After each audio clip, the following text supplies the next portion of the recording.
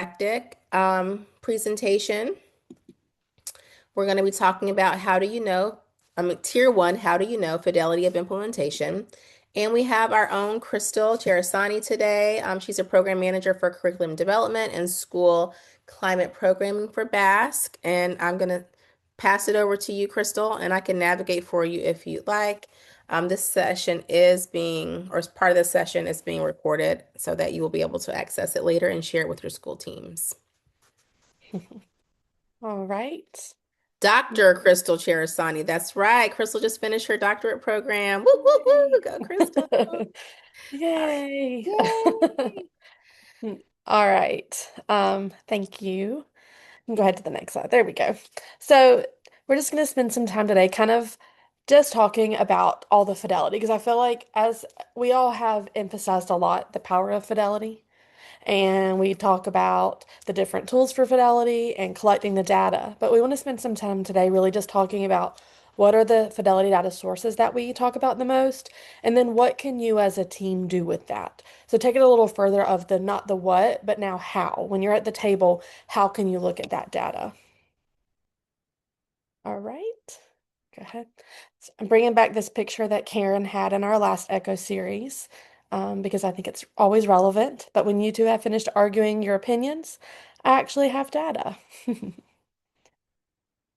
All right. So last week's inclusive welcome was kind of perfectly aligned to this one. I don't even know that we planned it that way, but it worked out well.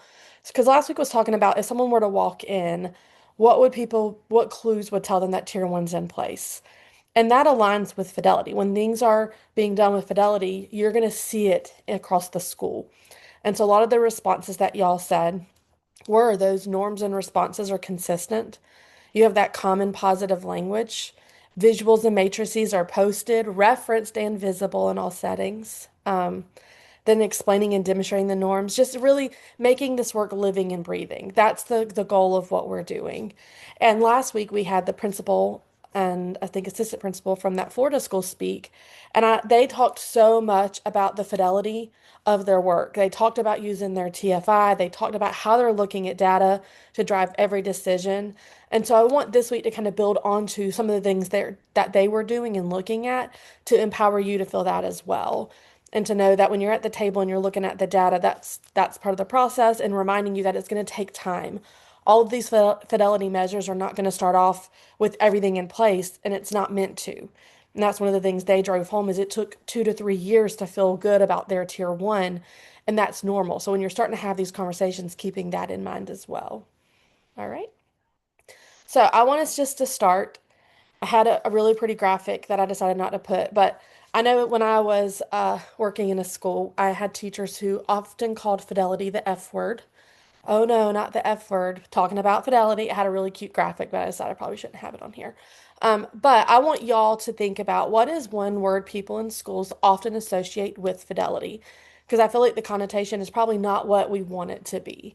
So, in your experience, what would you say people think of when they hear the term, oh, we'll do that with fidelity or fidelity? I hear some people say fidelity. I don't say fidelity. I think she did last week, actually. Consistency. Yes.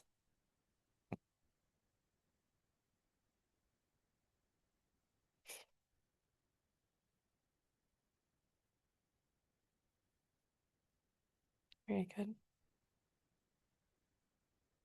Lack of creativity. Yes. That my experience is more, yep, evaluative, lack of creativity. We've got to follow a script. Accuracy. I think the people who know the power of fidelity see consistency. A lot of the staff members I've worked with see it paperwork, hoops. We had a program called Bookworms in Georgia when I was admin there, and the teachers hated it because it was like, oh well, when you're coming in, you're looking for fidelity. It's taking away my creativity. Teamwork, consistency. I think as a team, those are good. All right, you can go on to the next one.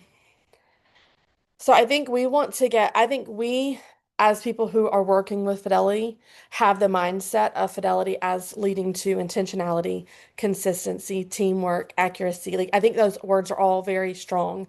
And it's how do we get others in our school or others on the teams or others around us to move away from fidelity as a compliance mindset of did you do it to a support mindset of what do we need to strengthen? What does this fidelity data tell us that we're doing right or that we need to revisit?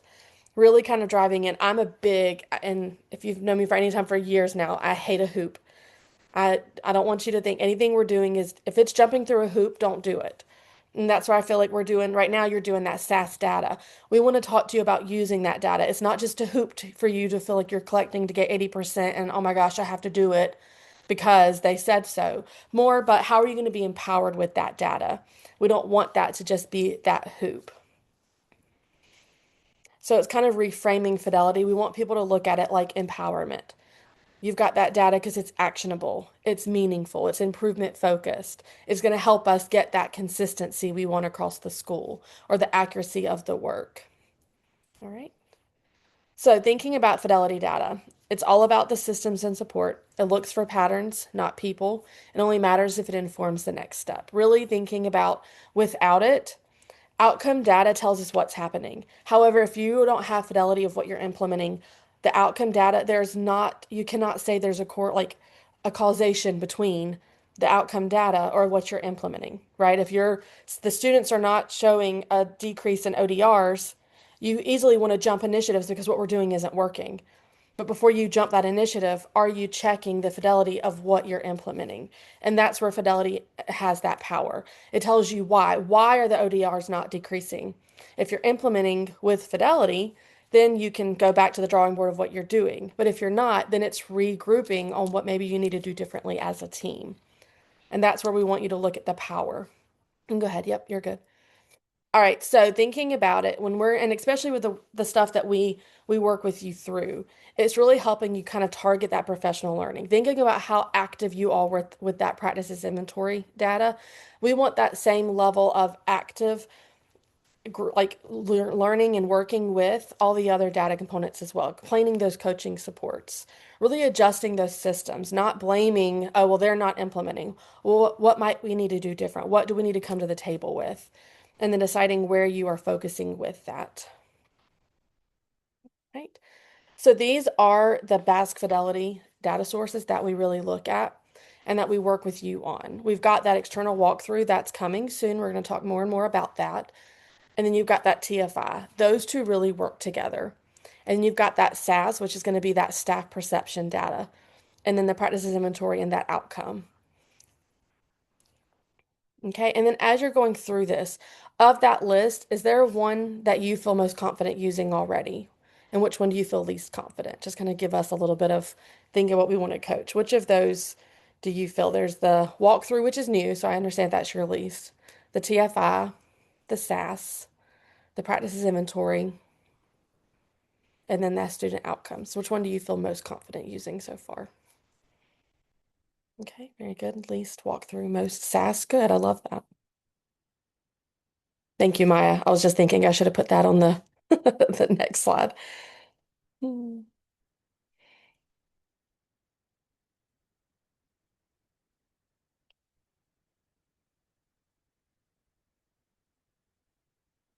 All right. SAS, most. Okay. Yep. Walkthrough is coming soon. We'll talk a little bit today, but got some more official training coming through with that.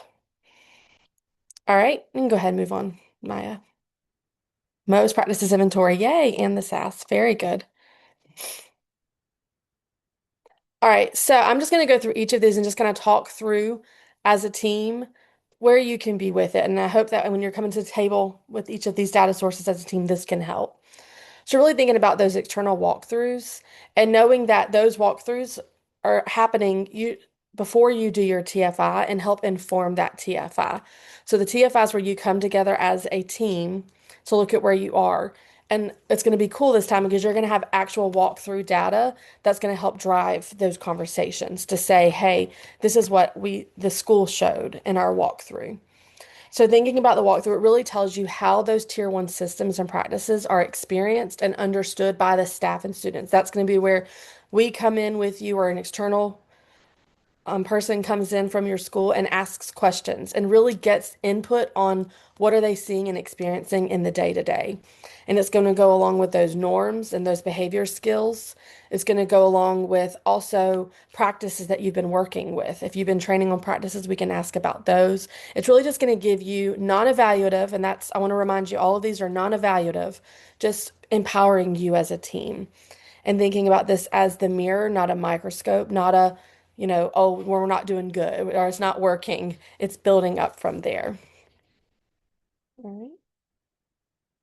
And then thinking about that TFI. This is where you as a school team come together and look at where you see things are as systems and practices in place. What is solid? This is where you come up with your action planning guide.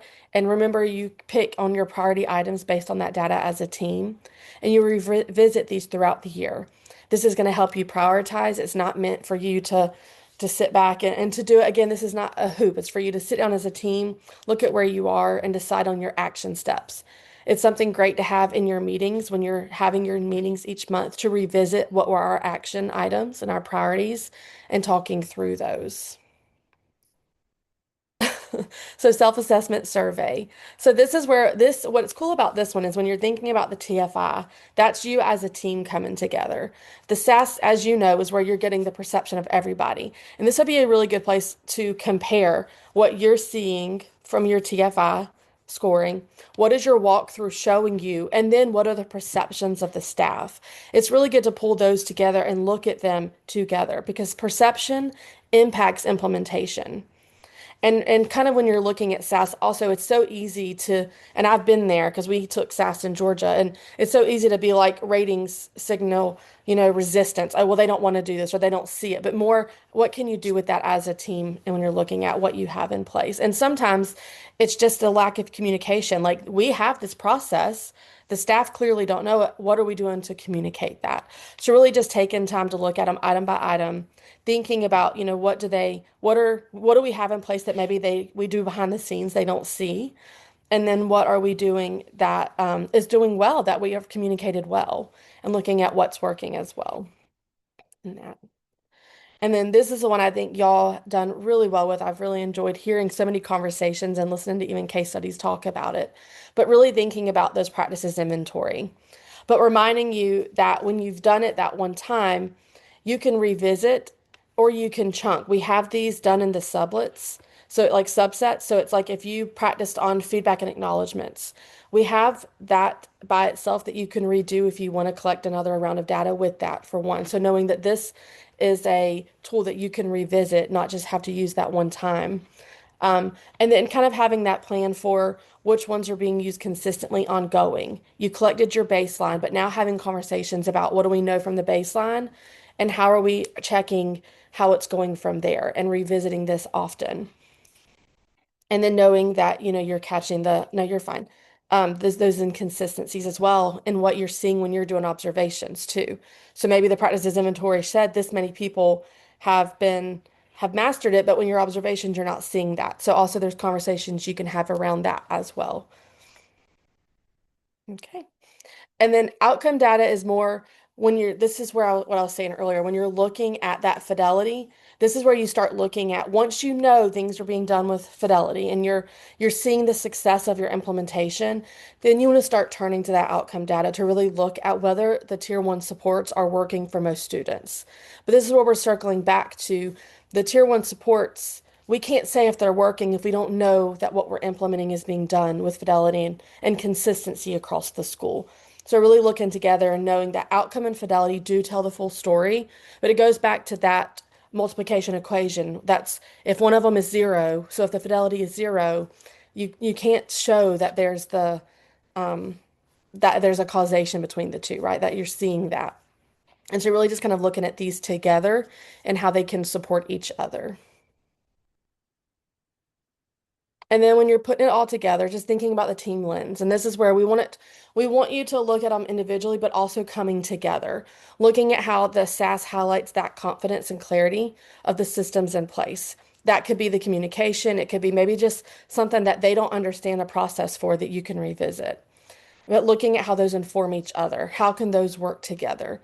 looking at that TFI for those systems level. That's where you as a team are looking at the systems in place. But the perception also can go with those systems as well. And then thinking about the walkthroughs to support that TFI. And then again, revisiting those practices inventory and those coaching tools, the observation tools, really just being having different strands of data to then come together. And when you use all of these to problem solve, it's coming together with intention, right? It's not just checking those boxes and seeing these as, well, Basque said we had to collect SAS data, or they said we have to do this TFI. It's really just making sure it's meaningful for you. And then fidelity as empowerment. It's not about perfection and it's not about hoops. It's literally about moving forward, growing together as a school, creating systems that are sustainable, that make it where you're not wanting to jump to a new initiative or like the new shiny object because they're promising you something. It's really, even if you go to the new initiative, fidelity's got to matter there as well. All of these things is so impactful for anything. And that's why we jump from initiative to initiative because it's not working. And oftentimes we forget to take a step back and look at our fidelity data and see what can we do a little differently. So when we treat fidelity as a support tool, it's very empowering as a part of this implementation. Yay. Thank you so much, Crystal, for your didactic, all of those reminders and overview of all of our tools that we're using and the importance of fidelity so that we understand that if we are getting student outcomes but not implementing our practices with fidelity, we don't know if there's a true correlation between improved student outcomes and our implementation of a system. If we don't know if it's been being done with fidelity. So we want to always keep that in mind as we're moving forward with our MTSS-B Tier 1 implementation. All right, you can pop any questions in the chat for Crystal. You can also email her if you think of something later. We're always here to help. All right, so now we're